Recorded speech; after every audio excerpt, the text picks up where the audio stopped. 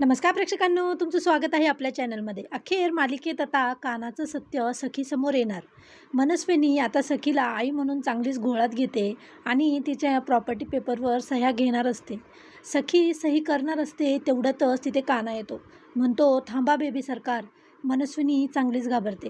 काना म्हणतो, तुम्ही ज्यांच्या सांगण्यावरून पेपर्सवर सह्या करताय त्या तुमच्या आई नाही आहे, त्या मनस्विनी आहेत, सरकार.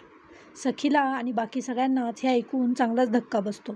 सखीला तर खूपच मोठा धक्का बसतो. तेवढ्यातच मनस्विनी म्हणते, हा एवढा सांगतोय पण हा स्वतःच काना नाही आहे, हा कबीर आहे. आणि हे ऐकून तर सखी अजूनच शॉक होते.